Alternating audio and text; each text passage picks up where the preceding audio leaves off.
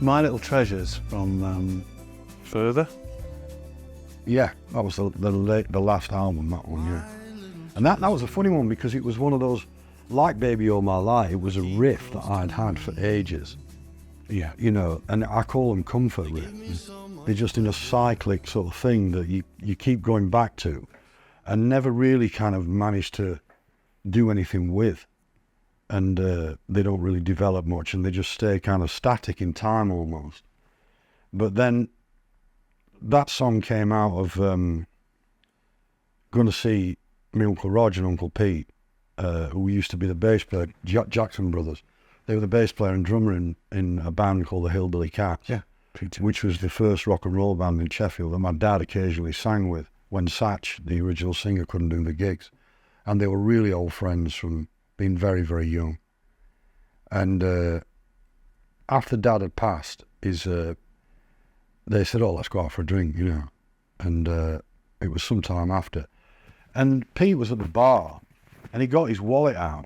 And in the centre of the wallet, or kind of across the wallet, was this picture of him and Dad from when they were kids.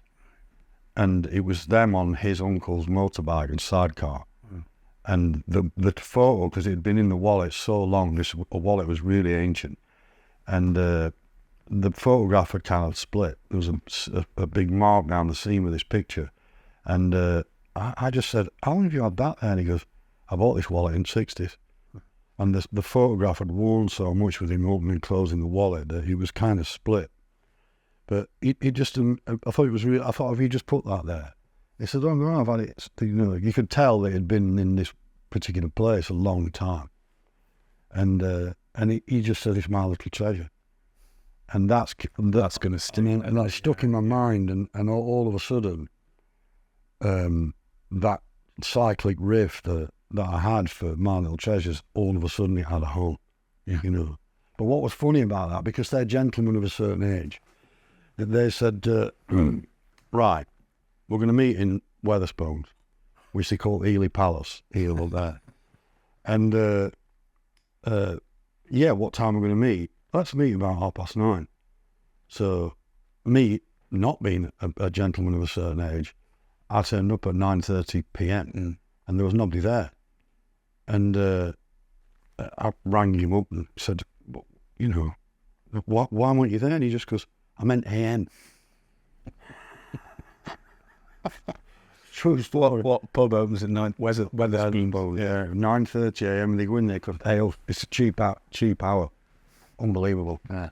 Well, you say it was just a simple riff, that one, but then it really developed to when we went all over the place with that. Yeah, you got quite really sophisticated. Yeah. But you just started off just as a little riff that I'd had for years hanging around, you know, that I didn't really.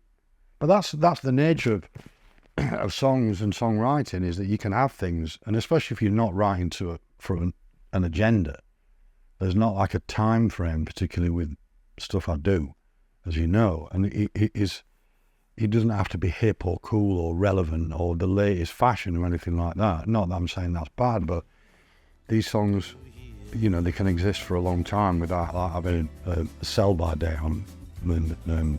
And that riff, I must have been playing it for 10 years at least.